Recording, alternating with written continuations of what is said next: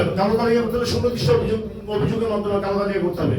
সেই ক্ষেত্রে আমাদের আসলে প্রতিনিধি থাকবে যে, এবং প্রয়োজনে বাংলাদেশ ব্যাংকের একটা টিম যাবে, যে যৌথভাবে সেটা দেখে যদি সার্ভে যদি অভিযুক্ত হয় তার ব্যবস্থা নেবে, সেটা আমাদের কিছু করণীয় নেই।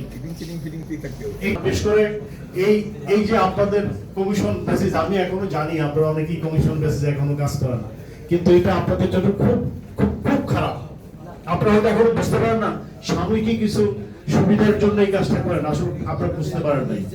আপনারা এখন, আমি তো সংক্ষিপ্ত, কারণ হলো আমাদের বড় বড় কোম্পানিগুলা যারা এখন পর্যন্ত 20,000, 25,000, 30,000 কাজ করছে, এমন কোম্পানি আছে এই দীর্ঘদিনে।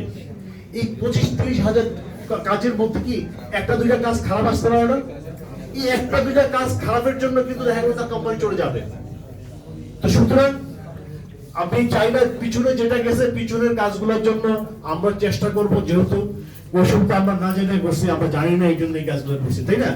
তো আগামী দিনে আপনারা যেহেতু এখন জানেন যে সামনে আমাদের জন্য বিপদ আছে, এই কাজগুলো করেন, আপনারা একটু সতর্ক থাকবেন সার্ভেদের, এবং প্রচুর ফেক রিপোর্ট যে আমি ব্ল্যাকলিস্ট করা হয়েছে। সুতরাং ওরা 5 বছর 7 বছর পরে এসে একটা ফেক রিপোর্ট বের হয়। 5 বছর 7 বছর পরে এটা কিভাবে বুঝবে যে এটা আমার কোন সার্ভে করছে? দেখা গেল যে অনেক সময় নতুন থাকে না। তো সুতরাং এটা কেন হয়?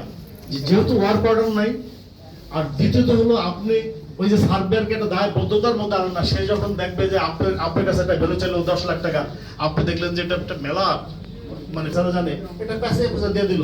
আমাদের সাথে এর সাথে এক শ্রেণীর ব্যাংকার আছে যারা জড়িত, তারা তাদের স্বার্থ হাসিল করার জন্য তারা ওগুলো। সুতরাং আপনারা সচেতন থাকবেন, আপনারা এই দিকগুলো খেয়াল করবেন, এবং ফির ব্যাপারেও আমাদের কথা আছে, আমরা ফির ব্যাপারেও মানে আলোচনা করছি বাংলাদেশ থেকে। আমরা চাই একটা মানসম্মত ফি, মানে 20টা কাজ না করে 5টা কাজ করি।